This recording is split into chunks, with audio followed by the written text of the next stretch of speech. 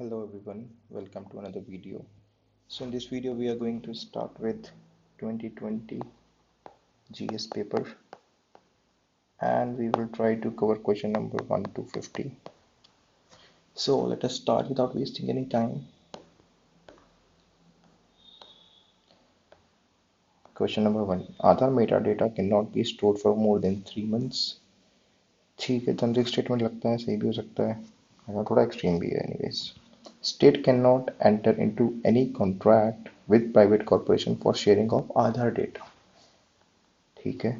Aadhaar is mandatory for obtaining insurance products. Aadhaar is mandatory for getting benefits funded out of the Consolidated Fund of India. ठीक है. इसमें पूछा है which of the following are correct. ठीक है जी. तो अब इसमें पहली बात तो देखो क्वेश्चन आया था 2020 में. ठीक है. तो आधार के रिगार्डिंग एक रूलिंग भी थी, तो उससे रिलेटेड है ये थोड़ा सा क्वेश्चन. बाकी हम देखते हैं हम क्या क्या इसमें कर सकते हैं. लेटर से हमको नहीं वो रूलिंग पता है, तब भी लेटर से हम क्या कर सकते हैं इसमें. ठीक है. तो देखो Aadhaar meta can not be store for more than 3 months. ये थोड़ा एक लगता है कि 3 मंथ क्यों होगा, डजंट मेक सेंस, है ना. इसको थोड़ा गलत कर सकते हैं. Second, state can not enter into any contract with private corporation. तो ये सही हो सकता है, हाई चांसेस सही हो सकता है. ठीक है, प्राइवेट बोल दिया है और आधार डेटा ऑब्वियसली बहुत सेंसिटिव डेटा है, तो प्राइवेट के साथ प्राइवेट के साथ शेयर करना मे बी हो सकता है. ठीक है, ना हो. Aadhaar is mandatory for obtaining insurance products. ये I am not sure about this, थोड़ा doubtful. Aadhaar is mandatory for getting benefits funded out of the consolidated fund of India. देखो ये ना, ये जहाँ तक मुझे लगता है या याद है वो सुप्रीम कोर्ट रूलिंग थी. ठीक है. अगर इन चीज़ों के बेसिस पे हम चले तो लेटर से ये सुप्रीम कोर्ट रूलिंग है, तो 4 तो सही है. ठीक है जी. और 4 सही है और लेटर से पहला गलत है. 4 सही है और पहला गलत है, तो आपका आंसर बनता है ये. ठीक है. I hope I am clear. ठीक है. पहला 3 मंथ की टाइमलाइन की वजह से गलत, और 4th आपने यूज किया नॉलेज. ठीक है, कोई ट्रिक नहीं है अभी इसमें. क्वेश्चन नंबर 1 का बी, और ऑफिशियल आंसर चेक कर लेते हैं. ऑफिशियल आंसर है आपका बी. ठीक है, ऑफिशियल आंसर भी बी है. ठीक है. तो स्टिल आई वुड से कि ये मॉडरेट क्वेश्चन है. ठीक है, moderate rather I would say tough, because actual paper में ये मोस्टली लोगों का गलत ही हुआ था. ठीक है, एक्चुअल पेपर में मतलब किसी को क्लियर नहीं था ये. ठीक है, आगे बढ़ते हैं. क्वेश्चन नंबर 2, जो कि आगे है एक static question. Rajya Sabha has equal powers with Lok Sabha in matter of getting all in Lok Sabha. No, ये केवल राज्यसभा के पास होती है. अमेंड द कॉन्स्टिट्यूशन, ये सही है. रिमूवल ऑफ द गवर्नमेंट, नहीं, Lok Sabha is more powerful making कर्म, ये भी लोकसभा है. ठीक है, तो ये तो आपका बेसिक स्टैटिक क्वेश्चन हो गया. बेसिक प्लस स्टैटिक तो आना चाहिए आपको. ठीक है, वेरी इजी. क्वेश्चन नंबर 3 पे आते हैं. MP large funds must be use to create durable assets like ये जो कि सही स्टेटमेंट है नॉलेज से. ठीक है. Specified question of each MP spoon must benefit, ये भी सही है नॉलेज से. MP large funds are sanction in yearly basis and unused funds can not be carried forward to the next year. The district authority must inspect at least 10% of all works under the implementation everywhere. देखो कमाल की बात इसमें ये है कि ये वाली unused funds cannot be carried forward to the next year. ठीक है जी. तो लॉजिक से आप देखो कि अगर अनयूज्ड फंड है, मान लो यूज नहीं हो पाया, तो जाएगा कहाँ फिर? वापस थोड़ी ले लेंगे. कोई सैंक्शन हो गया एक बार फंड तो वापस थोड़ी आता है स्टेट के पास. वो कैरी फॉरवर्ड नेक्स्ट ईयर में हो जाएगा. ठीक है जी. या कुछ लिमिट होगी उनकी, कुछ तो प्रोविजन होगा ना. कैरी फॉरवर्ड नहीं होगा इसका तो कोई सेंस नहीं. ठीक है. तो लेट अस से हम इसको स्टेटमेंट को गलत करते हैं, जो कि नॉलेज से भी गलत है इंग्लिश. ठीक है. 1 2 तो देखो सही है, ये तो आप नॉलेज से पक्का सही कर सकते हो. इसके हिसाब से भी जाए तो या तो ये आंसर बनता है या फिर ये या फिर ये. ठीक है. इसमें से अब ये देखो फिर से आई वुड से देखो, है तो क्वेश्चन टफ ही, इजी तो पक्का नहीं है. ठीक है. अब यहाँ से आप देख लो कि आपको 3 लेट से गलत करना है फॉर श्योर कि नहीं करना है. आई वुड से कि इनको यहाँ से मुझे लगता है क्वेश्चन है स्किप. और अगर आपको नॉलेज से नहीं क्लिक हो रहा, बिकॉज देखो ये 1 2 में भी ना फिर 3 स्टेटमेंट फंस गए, 3 ऑप्शन फंस गए हैं. इसलिए आई वुड एडवाइस कि आप इसको स्किप कर दो अगर आपको नहीं फिट हो रहा है तो. ठीक है, ऑफिशियल आंसर मैं आपको बता देता हूँ। ठीक है, ऑफिशियल आंसर है डी। ठीक है, ये इसका ऑफिशियल आंसर है। ठीक है, आगे बढ़ते हैं। Which one of the following categories of fundamental rights incorporate person untouchability? ये तो मतलब ठीक है, इजी बेसिक है ये तो, easy plus basic. Right to equality होता है, आर्टिकल 14 टू 18 कह लो। क्वेश्चन नंबर 5 पे आते हैं। India separation of judiciary from the executive is enjoined by. Separation of judiciary from executive is enjoined, मतलब जुडिशरी और एग्जीक्यूटिव की बात कर रहे हैं। ठीक है, ये तो आपका कहाँ मेंशन है? डीपीएसपी में मेंशन है, आर्टिकल 50 के आसपास है मेरे ख्याल से, 50 होगा या 49 होगा, आप देख चेक कर लेना। ठीक है, आंसर इसका बी है। ये भी इजी प्लस बेसिक है आपका। ठीक है, ये तो मतलब एक स्टार मार्क क्वेश्चन है, तो आनी चाहिए। ठीक है, चलो आगे बढ़ते हैं। Question number 6, along with the budget, the finance minister also places other documents before the parliament, which includes the macroeconomic framework statement. The first document is printed large because it is mandated by। ठीक है जी, अब इसमें देखो आपको पूछ क्या रहा है। अब प्योर नॉलेज बेस्ड क्वेश्चन है ये। ठीक है, तो सबसे पहले तो आप ये हटा दो, because long standing parliamentary convention कुछ भी मैंडेटरी नहीं बना सकते ना। कहाँ गया आपका मैंडेटरी वर्ड? ये रहा मैंडेटेड। पान कन्वेंशन कभी मैंडेटरी कैसे हो सकता है? वो कन्वेंशन है ना, ना फॉलो करो क्या हो गया? मैंडेटरी तो नहीं हो सकता ना उसकी वजह से। ठीक है, अब आप ये पढ़ो कि अगर आर्टिकल 112 में होता और 110 में होता और आर्टिकल 113 में भी होता, तो क्या ऐसा कुछ आपने नहीं पढ़ा होता? फॉर श्योर पढ़ा होता। कितना तो मतलब पॉलिटी तो आप बहुत अच्छे से पढ़ते हो वर्ड टू वर्ड। ठीक है, तो अब आपको यहाँ पे वो कॉन्फिडेंस लाना है कि if I don't know then it is wrong. ठीक है जी, ये आपको कॉन्फिडेंस लेके आना है यहाँ पे। जैसे ही आप वो कॉन्फिडेंस लेके आओगे तो ये गया, फिर आंसर बचता है आपका डी, जो कि ऑफिशियल आंसर है भी। ठीक है, और वरना अगर आपको नॉलेज से पता है तो फिर क्या ही कहने, फिर तो बेस्ट है वो फिर। ठीक है, ऑफिशियल आंसर इसका डी है। ठीक है जी, आगे बढ़ते हैं। A constitution government by definition is. इस जब ये पूछ लिया है और अब ये रिपीटेड क्लीशे क्वेश्चन हो चुका है, इसके बाद मुझे ऑप्शन पढ़ने की जरूरत नहीं पड़नी चाहिए। ठीक है, बिना पढ़े, क्योंकि ये रिपीटेड क्वेश्चन है, क्लीशे जिसे हम कहते हैं, क्लीशे रिपीटेड क्वेश्चन। ठीक है, पेंसिल को ठीक कर लीजिए एक बार, गिव मी अ मोमेंट।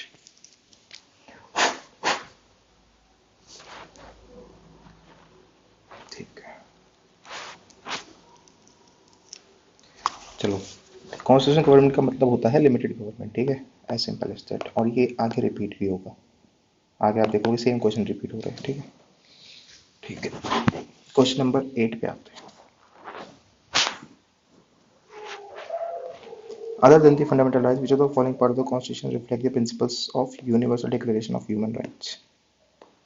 देखो, ये पढ़ने में बहुत इजी लग सकता है, बट जब आप ऑप्शंस देखोगे तो ये हो जाता है टफ। ठीक है, राइट्स की बात कर रहा है तो क्या बात कर रहा है? ह्यूमन राइट्स की। ठीक है, डीपीएसपीस और क्या बोल रहा है? रिफ्लेक्ट कर रहा है। अब ध्यान से पढ़ने की जरूरत ये है कि ये कह रहा है विच of the following parts of constitution of India reflect the principles and provisions of the ये। अब इसमें देखो ध्यान क्या देना है कि अगर प्रियम्बल रिफ्लेक्ट कर रहा है तो प्रियम्बल का अगर एक पॉइंट भी रिफ्लेक्ट कर रहा है या एक वर्ड भी रिफ्लेक्ट कर रहा है तो वो इसको रिफ्लेक्ट कर रहा है। ठीक है, डीपीएस पे इतने सारे हैं आपके, कितने 38 या 36 से लेके जो भी है, वहाँ से लेके आपके कितने हैं 51 तक है आई गेस। तो इसमें से अगर एक वर्ड भी आ रहा है तो भी रिफ्लेक्ट कर रहा है। Same goes for fundamental duty 51 ए है शायद, तो एक वर्ड भी रिफ्लेक्ट कर रहा है तो इसको रिफ्लेक्ट कर रहा है। ठीक है, तो आप ये कह सकते हो कि थोड़ा बहुत तो कुछ भी रिफ्लेक्ट कर रहा होगा। ठीक है, ठंडे दिमाग से जब आप एग्जाम में बैठ के सोचोगे उस हिसाब से आंसर इसका बनता है आपका डी। ठीक है, आपको होप आई एम क्लियर। ठीक है, थोड़ा बहुत तो कुछ ना कुछ इफेक्ट कर ही रहा होगा ना। ऑफिशियल आंसर भी इसका डी है। ठीक है, बट अगर आप यहाँ तक नहीं सोच पा रहे हो तो ऑब्वियसली ये टफ क्वेश्चन है। ठीक है, एग्जाम टाइम में थॉट प्रोसेस मैंने आपको बता दिया है। ठीक है, आगे बढ़ते हैं। In India legal services authorities provide free legal services to which of the following type of citizens? Person with an annual income less than यही है, ट्रांसजेंडर विद यही है, मेंबर ऑफ ओबीसी यही है, ऑल सीनियर सिटीजन। ऑप्शन देखो कितने पे आ रहे हैं। ठीक है, इसलिए ये क्वेश्चन है आपका स्किप करने वाला, आपको नहीं आता तो। ठीक है, एक्चुअल पेपर में भी आप स्किप करो, अभी भी स्किप करो भी तो मतलब हार्डली मैटर्स, ठीक है। ऐसे क्वेश्चन दोबारा तो नहीं आएंगे फॉर श्योर। आंसर मैं आपको बता देता हूँ। आंसर है इसका ए, 1 and 2 ओनली, मतलब कि आपका ये सही है और ये सही है। अब दो मतलब इसमें से आप, मुझे लगता है अगर आप कॉमन सेंस से भी चाहते हो आप या तो ये टिक करते हैं, ये मतलब ये नहीं करते, चलो ये तो करते ही ना यार आपको, बट ठीक है, ए आंसर है इसका ऑफिशियल। ठीक है, आगे बढ़ते हैं, क्वेश्चन नंबर 10 पे आते हैं। एग्रीमेंट क्या है, सब्जेक्ट क्या है, ठीक है। इसमें से आपको जो आते हैं वो रखो, नहीं आता उसको छोड़ दो, ठीक है। और ये था देखो ईजियर साइड पे, ठीक है, इसलिए अटेम्प्ट करना चाहिए। डिफिकल्ट साइड पे ये नहीं था, वरना मैच द फॉलोइंग जैसे हमने पहले भी कहा बहुत डिफिकल्ट साइड पे आते हैं, ठीक है। चलो, अल्मा आटा ये है स्टैटिक, ठीक है, ये और मतलब काफ़ी लोग, मेजॉरिटी लोगों को पता होगा। हेग कन्वेंशन ये गलत है, ये आईआर से रिलेटेड कुछ है, इससे रिलेटेड तो पक्का नहीं है, ठीक है। जैसे ही आप 2 एलिमिनेट करोगे, बचा 4 या 1 and 3। 4 देख लो, 1 and 3 देखो, ताला नुआ डालोगे, ये फॉर श्योर पढ़ा होगा आपने, ठीक है, ये सही है, ठीक है जी। जैसे ही आप ये करते हो, 3 अगर लेट्स हो आपने सही कर लिया तो आंसर हो गया आपका, ठीक है जी। इसको मैं मॉडरेट कैटेगरी में रखूँगा, और अगर आपको आता है तो फिर इजी कैटेगरी में है, ठीक है। बहुत ज़्यादा टफ क्वेश्चन नहीं है ये, मॉडरेट साइड पे है, ठीक है। 11 पे आते हैं। देखो 11 तो इजी स्टैटिक है। अब parliament system of government is बनेंगे विच। पार्लियामेंट्री सिस्टम वो होता है जहाँ पे आपका एग्जीक्यूटिव आपका रिस्पॉन्सिबल होता है आपके हाउस को, ठीक है, एज सिंपल एज दैट। अब देख लो कौन सा ऑप्शन मैच कर रहा है आपसे, ये बी है। और सेम क्वेश्चन देखो, अब मैं बोल भी रहा हूँ, ये रिपीटेड है, ठीक है। पिछले से पिछले पेपर में या पिछले पेपर में आप देख लेना, हमने सेम क्वेश्चन किया है, एग्जैक्ट सेम है, मतलब ठीक है, मतलब कॉन्सेप्ट सेम ही है, वर्डिंग थोड़ी अलग हो सकती है, क्वेश्चन का जो ऑप्शन जो प्रेजेंट किए हैं वो अलग हो सकते हैं, बट लॉजिक सेम ही है, ठीक है। कंटेंट सेम है, ठीक है। 12 पे आते हैं। Which part of the constitution of India declares the ideal of welfare state. ये तो मतलब बहुत ही, जहाँ से I use the word lollipop question है ये तो, ठीक है। डीपीएस भी है, वेलफेयर स्टेट का आइडिया वही एस्टेब्लिश करते हैं, ठीक है। इसके बारे में ज़्यादा बात करने का कोई सेंस नहीं है, आगे बढ़ते हैं। Question number 13, the constitution of India defines the basic structure. In terms of ये कॉन्स्टिट्यूशन ऑफ इंडिया कोई भी बेसिक स्ट्रक्चर को डिफाइन नहीं करता, it has left to the supreme court. ये स्टेटमेंट आपका गलत हो गया। Constitution of India provides a judicial review to safeguard the citizen liberty and preserve the ideals on which the constitution is based. अब देखो, अब आपको मतलब समझना पड़ेगा, और अब आप समझ जाओगे तो आगे भी समझ जाओगे, ठीक है। जब ये बोलते हैं ना constitution of India provides for, इसका मतलब समझना है आपको। इसका मतलब है कि क्या ये टर्म कॉन्स्टिट्यूशन में मेंशन है, ये बस गेम है आपका, ठीक है। तो आंसर इसका है जी हाँ, मतलब इसका यही है, ठीक है। तो क्या जुडिशियल रिव्यू आपका कॉन्स्टिट्यूशन में है, द आंसर इज नो, ठीक है। इसको हटाओ, जुडिशियल रिव्यू टर्म कॉन्स्टिट्यूशन में मेंशन है नहीं, ये पूछा है बेसिकली, ठीक है, इसलिए ये स्टेटमेंट गलत है, ठीक है। एक्सप्लिसिटली प्रोवाइड नहीं करता है, ठीक है। ये क्वेश्चन के स्टेटमेंट से क्लियर एस्टैब्लिश नहीं हो रहा है, बट सेम तरीके के क्वेश्चन आगे भी आएंगे और पहले भी आए होंगे, उससे आप अगर पीवाईक्यू सॉल्व करके गए हो तो आप आगे लगा सकते हो कि ये क्या कहना चाह रहा है, ठीक है। इसलिए पीवाईक्यू और इंपॉर्टेंट हो जाते हैं इवन क्वेश्चन को समझने के लिए भी, ठीक है। दोनों स्टेटमेंट गलत है, आंसर आपका डी है, ठीक है।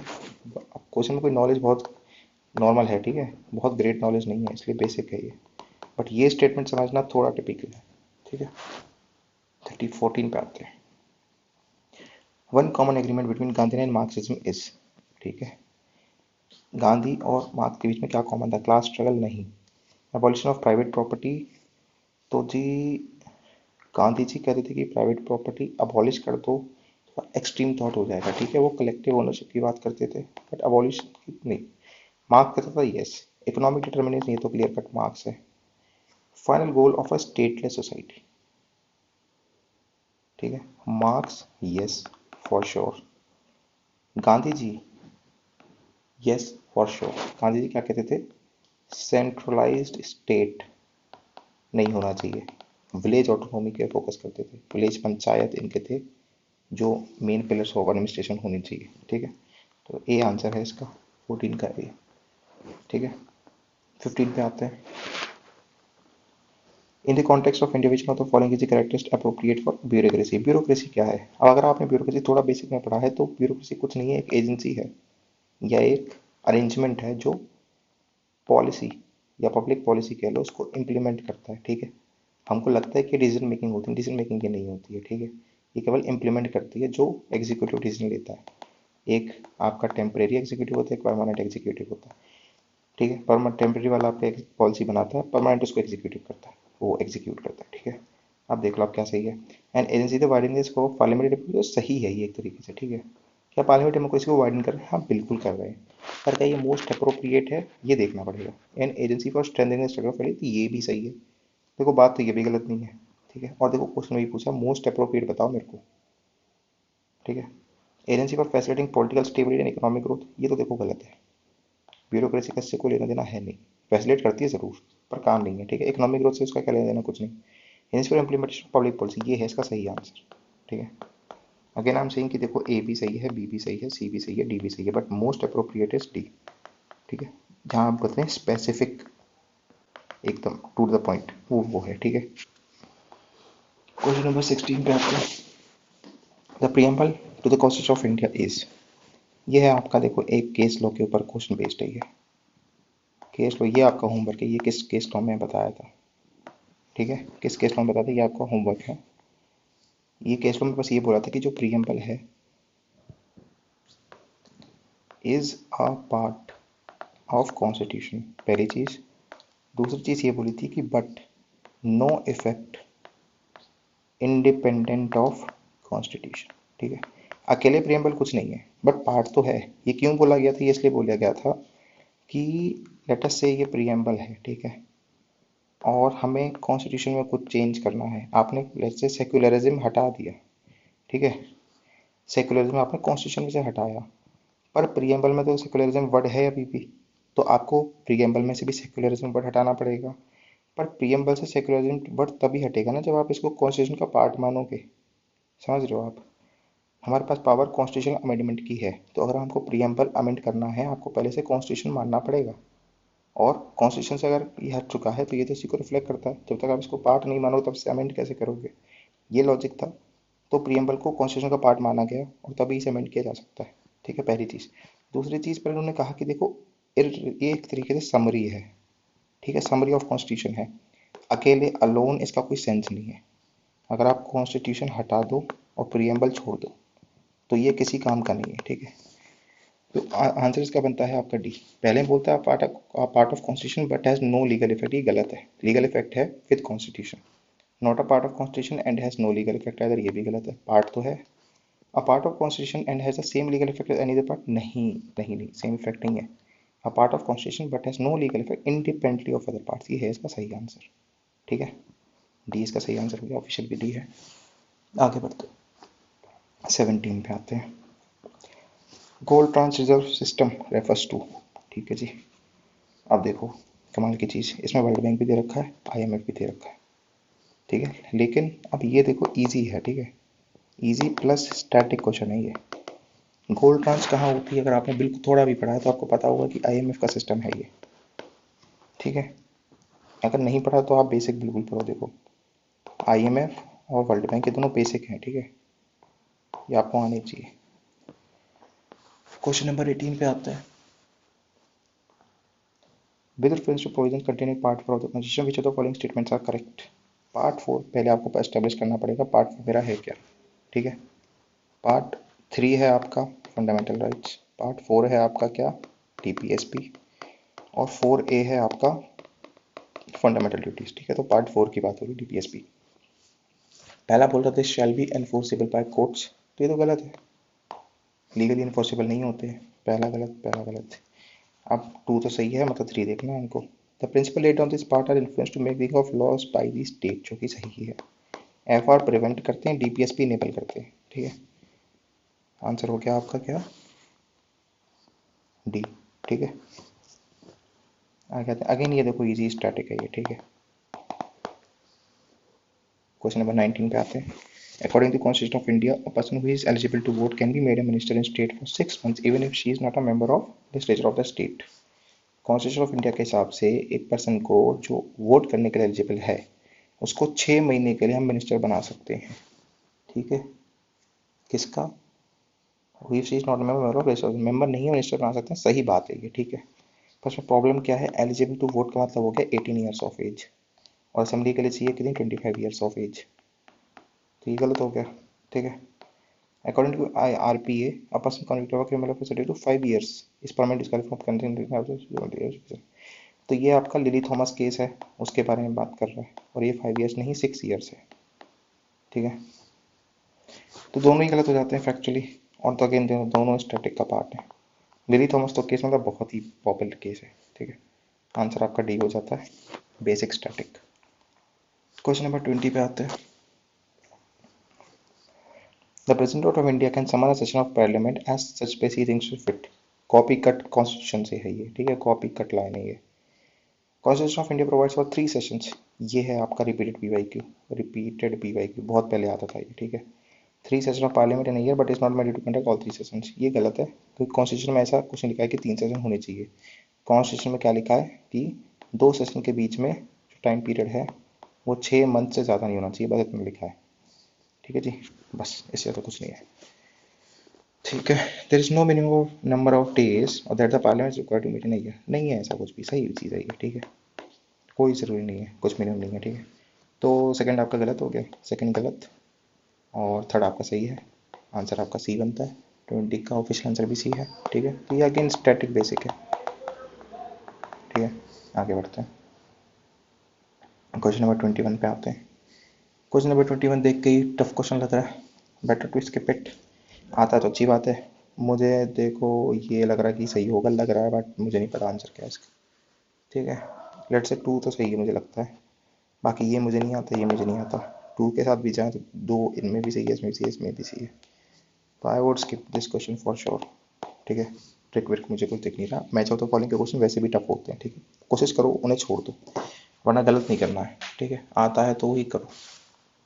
ऑफिशियल आंसर मैं बताता हूँ आपको, 21 का है बी, ठीक है। मेरा वर्डिक्ट है स्किप, ठीक है जी। आगे बढ़ते हैं, question number 22। Sthaviravadin belong to Mahayana Buddhism, may be. Lokottaravadin of Mahasanghika sect of Buddhism, may be. The deification of Buddha by Mahasanghika foster the Mahayana Buddhism. तो देखो ये तो सही है ना, ठीक है, पर इससे काम नहीं चलेगा, कोई बात नहीं। ये और ये मुझे पता है, स्थविरवादन क्या है, महायाना नहीं है, ये हिनायाना का था, ठीक है, इनका इनिशियल वाले सेक्ट थे ये, ठीक है। अगर 1 सही है और 3 सही है, सॉरी क्या है, Buddha poster the Mahayana Buddhism, पर महासंघिका और ये थोड़ा है, मतलब इनके नाम आई डोंट नो क्या है, ठीक है, पर ठीक है, महासंघिका उसी का नाम था, ठीक है। तो ये तो सही है, ये मुझे नहीं पता है, ठीक है, ये मुझे पता है हिनायान, तो लेट्स से पहला गलत है, पहला गलत आपका 2 और 3, और ये और 3 सही है, ठीक है। 3 सही है, मतलब 2 आपको फिर भी देखना पड़ेगा, ठीक है। तो यहाँ पे देखो डाउटफुल है, मुझे एटलीस्ट पर्सनली मुझे ये नहीं पता है, ठीक है। तो या तो ये आंसर है या ये आंसर है, यहाँ से आप 50-50 जाओ, ठीक है। ऑफिशियल आंसर मैं आपको बता देता हूँ, 22 का ऑफिशियल आंसर है बी, ठीक है जी, ये आंसर है, मतलब सेकंड स्टेटमेंट सही है, थर्ड स्टेटमेंट सही है, ठीक है। आगे बढ़ते हैं, question number 23। Which of the following statement correctly explain the impact of industrial revolution. अब आगे पढ़ने की जरूरत नहीं है, सब पिछला क्वेश्चन पहले पिछले पेपर में भी हमने किया था, सीधा पूछ लो IR का क्या इम्पैक्ट था इंडिया पे, ठीक है, उससे पहले पढ़ने की जरूरत नहीं, बस देख लो, हाँ ठीक है, ब्रिटिश टाइम की बात कर रहा है, ठीक है। आगे बढ़ते हैं, मतलब ऑप्शन पढ़ते हैं। इंडियन हैंडीक्राफ्ट आर रूल, जो कि हाँ सही बात है, ठीक है। मशीन्स वर इंट्रोड्यूस्ड, ना जी ना। Railway lines were laid in many parts of the country, गलत है, ब्रिटिश ने मैनी पार्ट नहीं आएगा, ठीक है, केवल जो उनके काम की जगह थी वहीं पे ले डाउन की थी। Heavy duties were imposed on the imports of British manufacturers, imports नहीं, इस पे हैवी ड्यूटी नहीं थी, लो ड्यूटीज थी इस पे, ठीक है, तभी तो ज़्यादा इम्पोर्ट्स हो रहे थे, ये भी गलत है। आंसर आपका ए है, सीधा सीधा, ठीक है।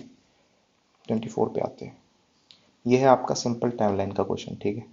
आपके पास टाइमलाइन आती है तो अच्छी बात है, नहीं आती तो भैया इस पर स्किप कर दो, बेस्ट रहेगा, ठीक है। आंसर मैं आपको इसका बताता हूँ, ऑफिशियल आंसर 24 का है सी, ठीक है। 2413, मतलब कि पहले ये, फिर ये 2413, ठीक है, ये है, सबसे पहले आपके पल्लव आ जाए, फिर आपके पाल आ जाए, फिर आपके प्रतिहार आ जाए, और फिर आपके आए चोलास, ठीक है। चोलास देखो लास्ट है, ये तो आप अपना बता ही दोगे, चोलास लास्ट में थे, और अगर चोला लास्ट में आ गए तो या तो ये आंसर है या ये आंसर है, ठीक है जी। और 2 आपका क्या है, एस्टेब्लिश ऑफ बल्लेबाज। आपको ये देखना 2 के बाद 1 आया, 2 के बाद 4 आया, 2 के बाद 1 एस्टेब्लिश ऑफ बल्लेबाज नहीं, और 2 के बाद 4 या पालास।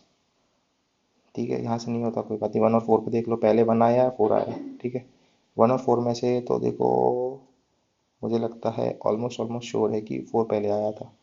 ठीक है, पाला तो देखो बहुत पहले फाउंड हुई थी, 180 के आसपास से पाला चली आ रही थी। ठीक है, और प्रतिरा से बहुत बाद में आए, तो 2413 से आप जा सकते हैं। ठीक है, प्योर नॉलेज है ये, प्योर नॉलेज, इसमें कोई टेक्निकल बात। जो टाइमलाइन वाले क्वेश्चन है वहाँ पे आपको टाइमलाइन ही आनी चाहिए, नहीं आती तो छोड़ दो फिर। ठीक है, 25 पे आते हैं। देखो ये क्वेश्चन जब उस साल आया था कि हंडी क्या होती है, तो बहुत डिबेट हुआ था। ठीक है, उसके बाद लोगों ने पढ़ाना स्टार्ट किया था, बट एक्चुअल पेपर में किसी को नहीं आता था ऑलमोस्ट। ठीक है, आंसर मैं आपको बता देता हूँ, बिल ऑफ एक्सचेंज है। इकोनॉमिक्स में कुछ लोग पढ़ाते थे बेसिक में, स्टैटिक में, तो उनको आता हो तो बात अलग है। ठीक है, आंसर इसका सी है। ठीक है, आगे बढ़ते हैं 26। और देखें कुछ लगा सकते हैं क्या।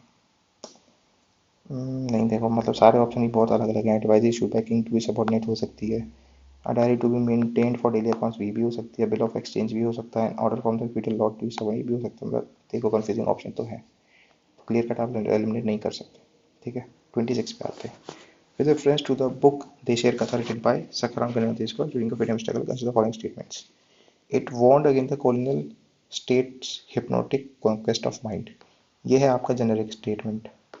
ठीक है, ड्यूरिंग फ्रीडम स्ट्रगल लिखी गई है तो ऑब्वियसली इसी टॉपिक पे लिखी गई होगी।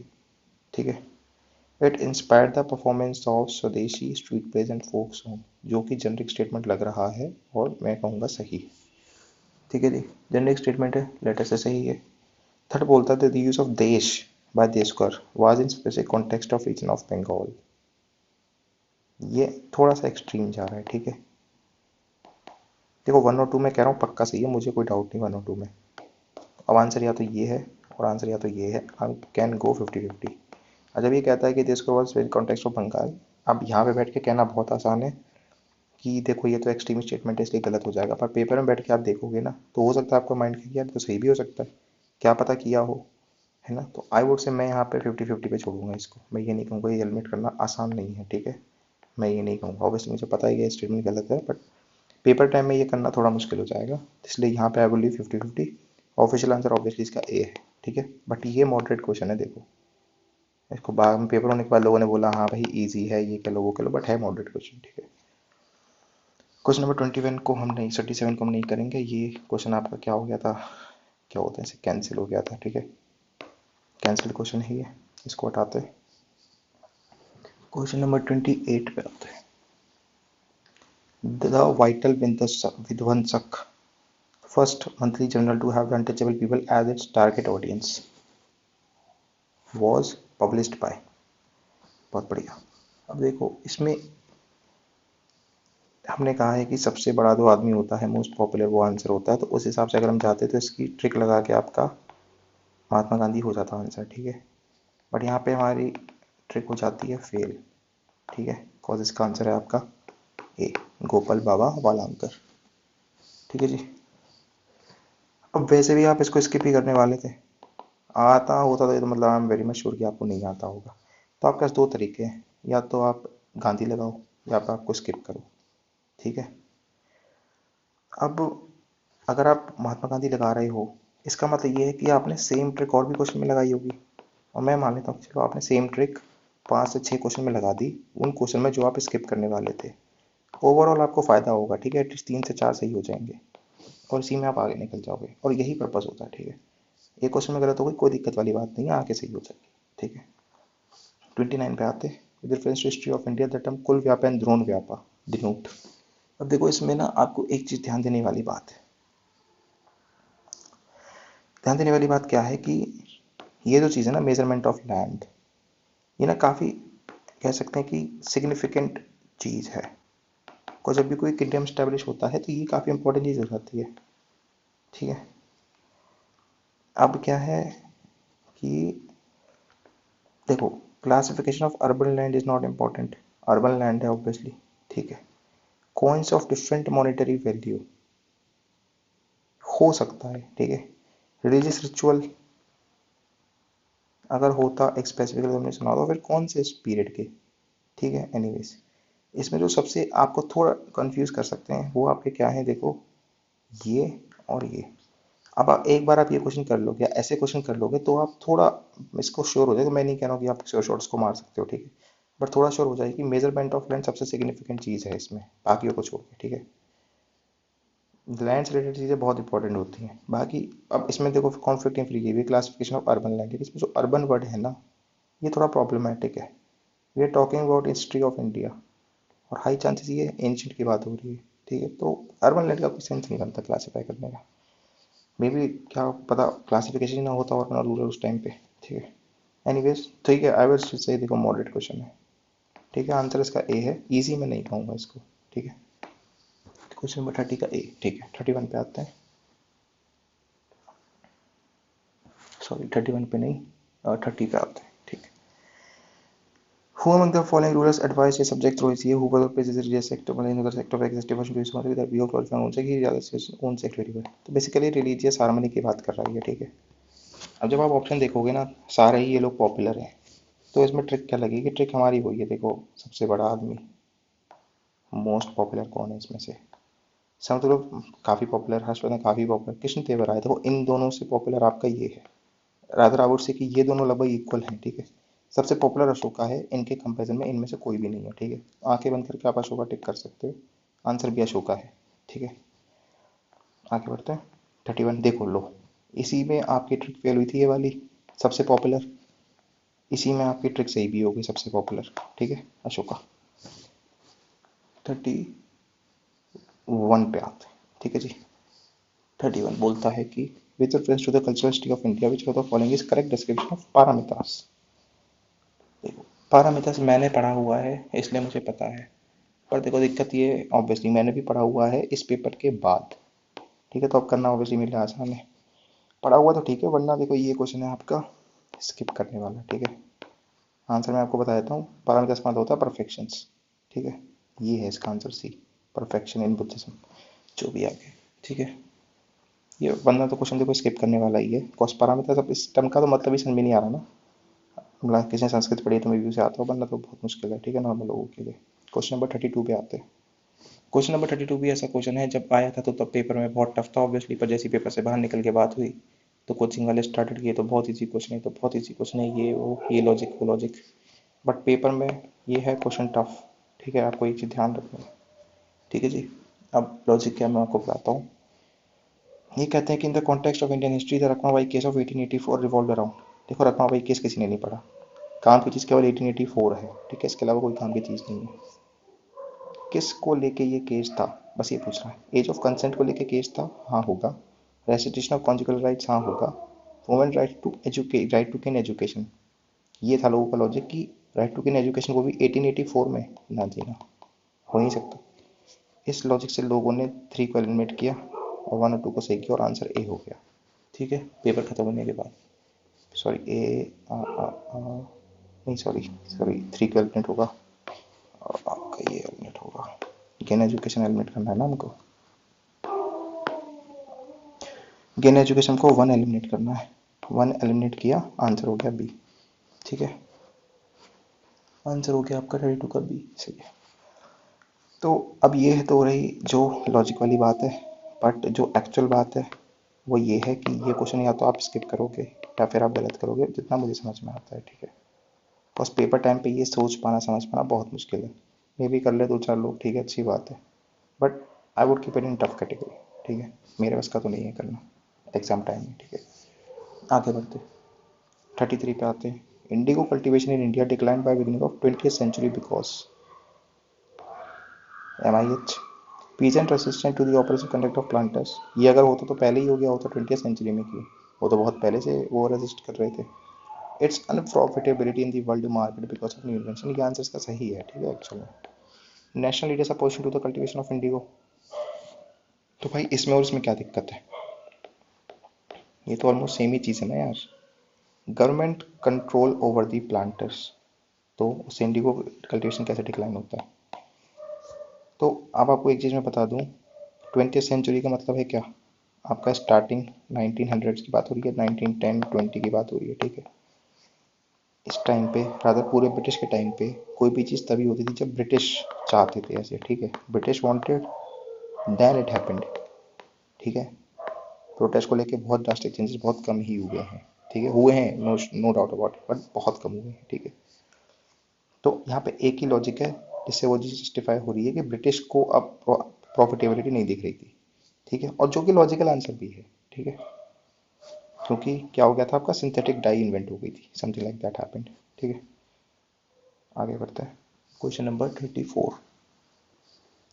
ये कहते हैं Wellesley establish the fort Williams college eight Calcutta. क्यों एस्टेब्लिश किया था उन्होंने फोर्ट विलियम कॉलेज? और सिविल सर्वेंट को ट्रेन करना था ऑब्वियसली, ठीक है। पढ़ लेते क्या बोल रहा है, ईवा सर का बोर्ड ऑफ डायरेक्टर लंदन तो फिर हमसे पूछेंगे क्यों, ये फिर ऐसे ही था। ही wanted to revive interest in Oriental learning in India, maybe. Wanted to provide William Carey and associated with employment. मतलब ये तो मतलब बहुत ही फुद्दू ऑप्शन है।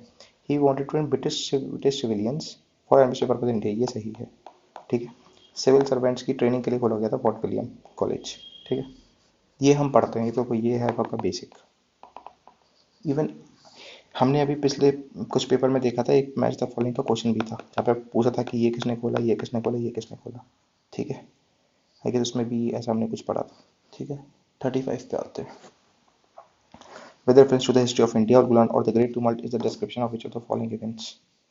बहुत बढ़िया। देखो, ये या तो स्किप करने वाला क्वेश्चन है या अटेम्प्ट करने वाला क्वेश्चन है, मतलब कि share knowledge you have to use, आता है तो करो वरना स्किप कर दो, ठीक है। उस टाइम पे अगेन फिर लोगों ने कहा था कि ये ऐसा ऐसा, आंसर इसका डी है। मोस्टली लोगों को नहीं आता था। इस क्वेश्चन पे कंपटीशन डिसाइड भी नहीं होता, मैं आपको पहले ही बता रहा हूँ, ऐसे क्वेश्चन पे कंपटीशन डिसाइड नहीं होता। कंपटीशन डिसाइड होता है आपके ऐसे क्वेश्चन 34 पे, 32 पे भी डिसाइड नहीं होता है, 33 पे डिसाइड होता है, यस, ठीक है। 35 का मैं आंसर बताता हूँ। तो कॉल से हर मूवमेंट का एक अलग नाम हो सकता है, ठीक है। सबके याद थोड़ी करते बैठोगे आप, किसी के दिमाग में फंस गया ये वाला या किसी का हिस्ट्री ऑप्शन हो गया तो उसका हो गया, ठीक है। बाकी ये टफ क्वेश्चन था, आंसर इसका डी है, ठीक है। 36 पे आते हैं।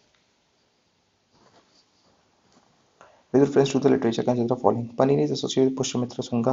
Amar Sima is associated with Harshvardhana. Kalidas is associated with Chandragupta second, वो भी बोल रहा है, ठीक है जी। अब देखो, अमर सिन्हा जो है ये गुप्ता पीरियड के हैं, ये गलत है। ये भी गुप्ता पीरियड के हैं, ऑब्वियसली तो वैसे भी सही है, ठीक है। पनीनी जो है या तो उस पीरियड के हैं, गुप्ता पीरियड के हाई चांस है, पर इस पीरियड के पक्का नहीं है, कुछ सुनता में तो कुछ मेजर कुछ नहीं हुआ था, ठीक है। तो आपका सेकंड तो पक्का गलत है।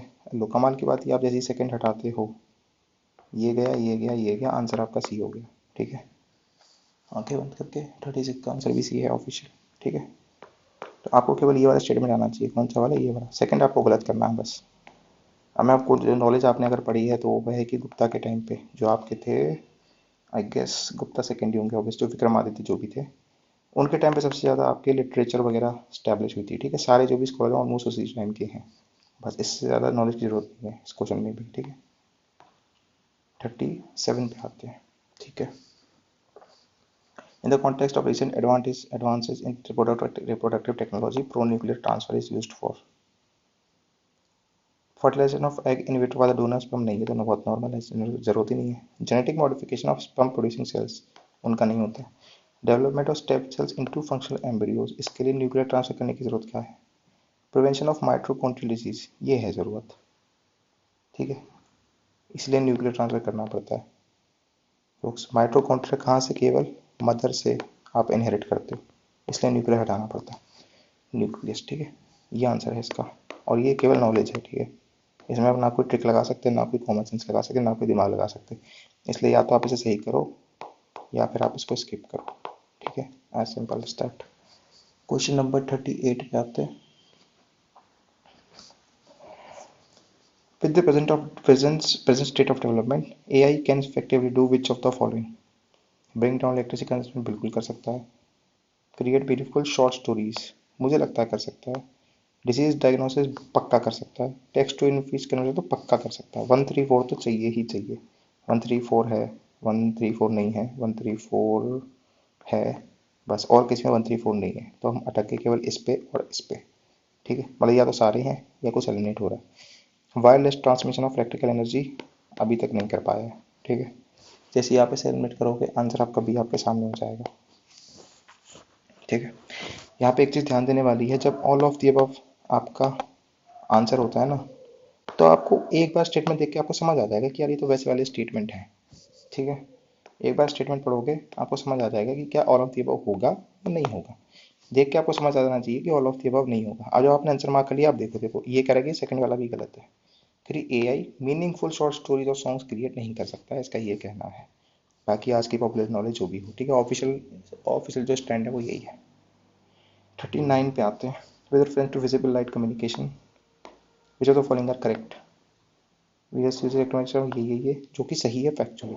ठीक है, और ये बेसिक है। अब आप ये मत करना यूपीएससी आपसे एक्सपेक्ट नहीं करती है जानना, बेसिक आपको पता होना चाहिए।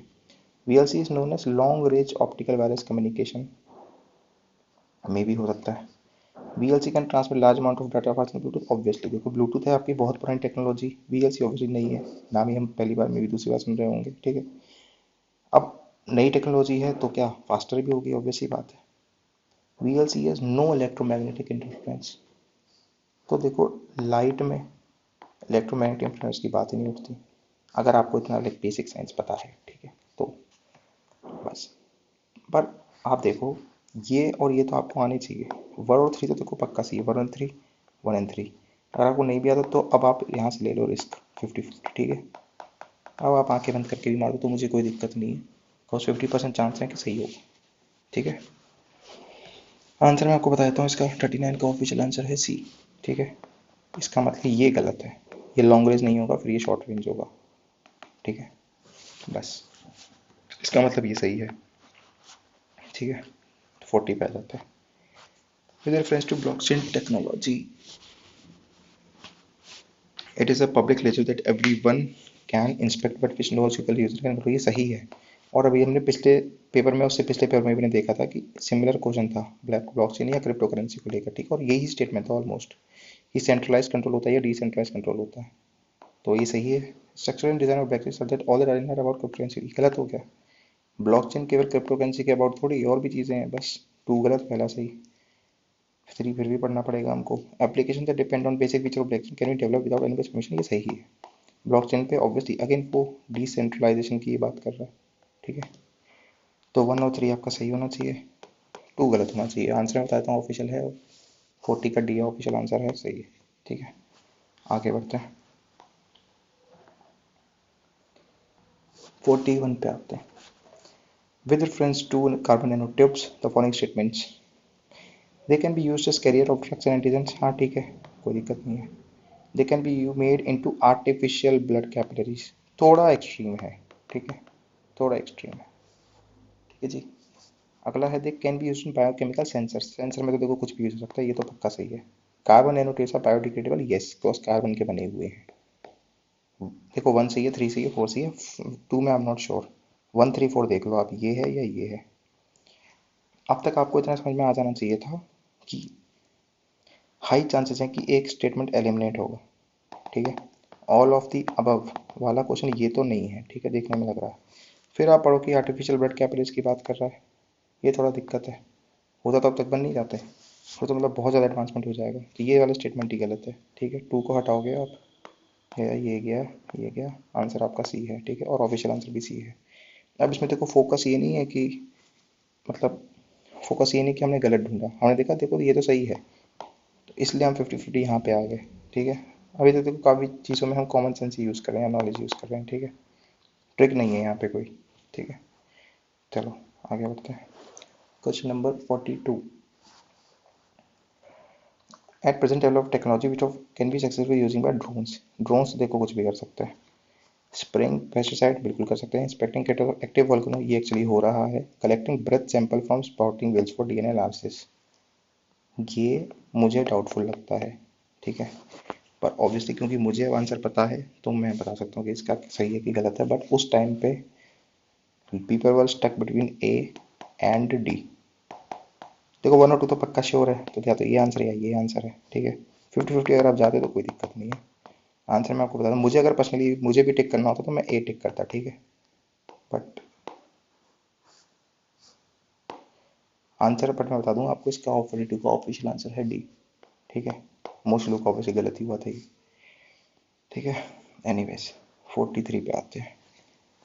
The experiment with employ at try of something something something कुछ बोल रखा है। एक्सपेरिमेंट इस क्वेश्चन रेफर्स टू, किसको रेफर करता है? देखो फिर से वही बात है, आपको आता है तो करो, नहीं आता तो स्किप करो, बिकॉज ये है वन वर्ड क्वेश्चन, कुछ भी अंदाजा नहीं लग रहा है आपको, ठीक है। मुझे ये पता वॉयेजर नहीं है, बिकॉज वॉयेजर बहुत दूर का वो था, इंटरप्लैनेटरी काइंड ऑफ मिशन है। न्यू होराइजन भी उसी के जैसा ही है, ठीक है। और सेम टॉपिक पे पहले क्वेश्चन आया प्रीवियस ईयर्स में, तो दे आर एक्सपेक्टिंग कि आपने लीसा पढ़ा होगा, ठीक है। ये चीज़ है, ठीक है। आंसर मैं आपको बताता हूँ, 43 का ऑफिशियल आंसर डी है। वरना तो देखो या तो अटेम्प्ट करो सही, वरना स्किप है, ठीक है। बिल्कुल स्किप है, 1/4 चांसेस ऑफ गेसिंग करना, ठीक है। 44 पे आ जाते हैं। Genetic changes can be introduce the cells that produce eggs or sperm of a perspective, बिल्कुल जेनेटिक चेंजेस तो हो ही रहे हैं, कोई दिक्कत नहीं है। A person genome can be edited before birth at the early embryonic stage, बिल्कुल कोई दिक्कत नहीं है। Human induce pluripotent stem cells can be the embryo of a pig,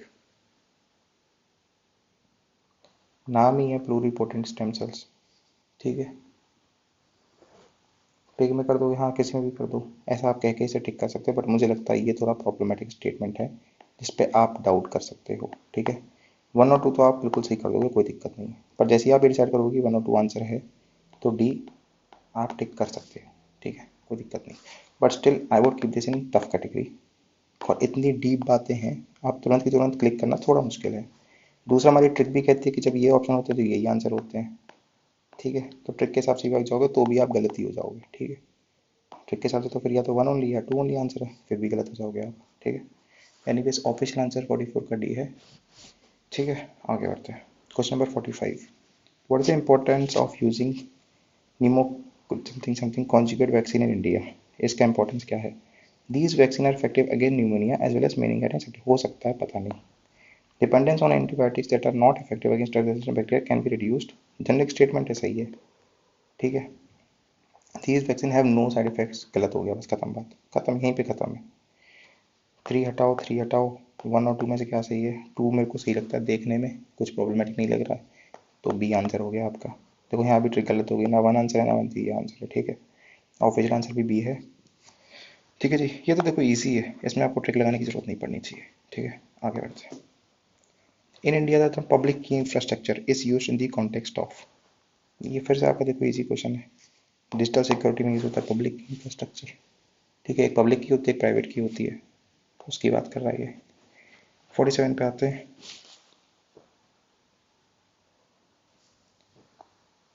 Which of the following statements are correct regarding the general difference between plant and animal cell? Plant cell have cellulose cell walls which animal cells do not, ये सही statement है, ये basic biology है आपकी, एकदम basic science से कहते हैं।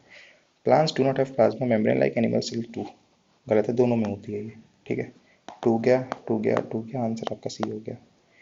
Mature plant cells have one large vacuole, animal cell में ये भी सही है, ठीक है। ये 3 सी आपका आंसर है। 47 का सी है जी, ऑफिशियल आंसर भी सी है। तो आपका स्टैटिक प्लस नॉलेज है ये, ठीक है। इजी क्वेश्चन है आई वुड से, स्टैटिक अगर आप पढ़ के आए हो तो। 48 पे आ जाओ। Which of the following are the reasons exposure to benzene pollution किसकी वजह से हो रहा है, ठीक है। पहला है automobile exhaust, definitely. Tobacco smoke, definitely. Wood burning, definitely. Using varnished wooden furniture में बी, using products made of polyurethane, मुझे नहीं पता क्या होता है, ठीक है। अब देखो इसमें लॉजिक क्या लगाना है आपको। देखो अब आपको पहले तो देखो यही आइडेंटिफाई करना है कि क्या आइडेंटिफाई करना है कि या तो ऑल ऑफ द अबव होगा या फिर कुछ एलिमिनेट होगा। जैसे ही आप ये फिगर आउट कर लोगे तो आपके लिए आसान हो जाएगा क्वेश्चन करना, ठीक है। जैसे ही आप ये आइडेंटिफाई करोगे, और जहाँ तक स्टेटमेंट आप पढ़ चुके हो, ऑप्शन देख के आपको लग रहा है इसमें से ऑल ऑफ द अबव तो नहीं होगा, ठीक है। हाई चांसेस है, कोई भी आप एलिमिनेट करने की कोशिश करो, ठीक है। लॉजिक क्या है एलिमिनेट करने का, देखो बेंजीन पॉल्यूशन अपने आप में ना काफ़ी ऐसे मतलब छोटा मोटा नहीं है, ठीक है, काफ़ी हार्मफुल होता है ये। तो बेंजीन अगर वार्निश में होती, जो वुडन फर्नीचर में होती है, तो क्या वो अलाउ कर रहे होते अभी तक इंडोर्स में? The answer is no. Automobile exhaust बाहर होते हैं, ठीक है, आउटसाइड। टोबैको स्मोक भी आउटसाइड होता है, हाँ ठीक है, घर में लोग पीते हैं, but that is obviously not suggested, right. Would burning भी बाहर ही होती है, और हम सबको पता है ये तीनों सिमिलर चीज़ें बहुत हार्मफुल होती हैं, ठीक है, अगर आप डायरेक्टली इनको इनहेल कर रहे हो तो। और आप ये भी करो, ये तो देखो ये नेचुरल है, ये नेचुरल है, और ये ठीक है मैन मेड है बट है तो एग्जॉस्ट ही, ठीक है, कंबशन है। ये जो वार्निश है ये आपके इंडोर्स यूज़ होती है, ठीक है, एक चीज़।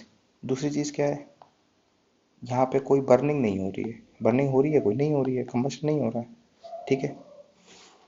इन दोनों पैरामीटर्स पर अगर आप जाओगे तो आप इसको हटा सकते हो, ठीक है। 4 आप हेलमेट करोगे तो आंसर आपका ए बनता है, ठीक है जी। इतने में आपका काम हो जाना चाहिए। 48 का ऑप्शन आंसर भी ए है, ठीक है। आई होप आप लॉजिक समझ में आ रहा है। मैं सेम लॉजिक से आगे भी क्वेश्चन बताऊंगा कि देखो, अब आप इसको ट्रिक कह लो, पैटर्न कह लो, कि जो भी चीज़ें क्या होती है इनडोर्स या फिर हमारे क्लोज कांटेक्ट में होती हैं, क्लोज कांटेक्ट, उसमें कोई सीरियस पॉल्यूटेंट आपको नहीं मिलेगा, सीरियस पॉल्यूटेंट नहीं एग्जिस्ट करेगा उसमें, ठीक है। ये ट्रिक है, ये आप आगे भी अप्लाई करवाऊंगा मैं आपको, और उससे आपको ऑप्शन में सही भी दिलवाऊंगा, ठीक है। जैसे बताता हूँ, इंडोर्स में जो भी हमारे ह्यूमन के क्लोज कॉन्टैक्ट में चीज़ें होती हैं उसमें कोई सीरियस पॉल्यूटेंट नहीं होना चाहिए, तो नहीं भी होता है, ठीक है। उसकी वजह से आप उसे हटा सकते हैं, ठीक है। आगे बढ़ते हैं, क्वेश्चन नंबर 49। ये देख रहा है, इसमें से आंसर देखो, ट्रिक सही बैटरी के लिए। If another financial crisis happens in near future which of following are most likely to give some India. तो कोई रिपीटेड क्वेश्चन नहीं है, पिछले पेपर में हमने किया सिमिलर क्वेश्चन ऑलमोस्ट। तो हमें क्या करेगा, जो इम्यूनिटी देगा फाइनेंशियल क्राइसिस से, not depending on short term foreign borrowings, ये सही है बिल्कुल, ठीक है, बिल्कुल सही है। Opening up to 4 more foreign banks, ये गलत है। Maintaining full capital account convertibility, नहीं। इसको तरीका मतलब रीज़न ही यही था फुल ना करने के लिए, क्योंकि वल्नरेबिलिटी बढ़ जाएगी, ठीक है। तो केवल 1 ओनली इसका आंसर है। अब इसमें आपको कि मैं ट्रिक लगाऊंगा, तो एक अगर आप ट्रिक लगा रहे हो तो आप फिर बेवकूफ़ हो। बिल्कुल स्टैटिक बेसिक क्वेश्चन है ये, ठीक है, स्टैटिक प्लस बेसिक, केवल नॉलेज से आपको करना चाहिए, ठीक है। अब मैं भी कह दूँ कि इसमें ट्रिक लगा रही है तो सही है, तो नहीं, देखो ट्रिक लगानी नहीं है इस क्वेश्चन में, ठीक है, आपको नॉलेज से आना चाहिए। क्वेश्चन नंबर 50 पे आते हैं। If you withdraw 1 lakh in cash from your account, the immediate effect on aggregate money supply in the economy क्या होगी? ऑब्वियसली कुछ नहीं होगी, सप्लाई इकोनॉमी में कुछ नहीं होगी, वो एज इट इज़ रहेगी, ठीक है, कुछ चेंज नहीं होता। ये बेसिक इकोनॉमिक्स का क्वेश्चन है, ये basic economics. I want say anything on this, आना चाहिए आपको, ठीक है, ठीक है जी। इसी के साथ हमारा होता है 2020 का 1 to 50 GS questions complete. Next video में we will start with 51 and complete till 100, ठीक है। मिलते हैं अगले वीडियो में। Thank you and have a nice day.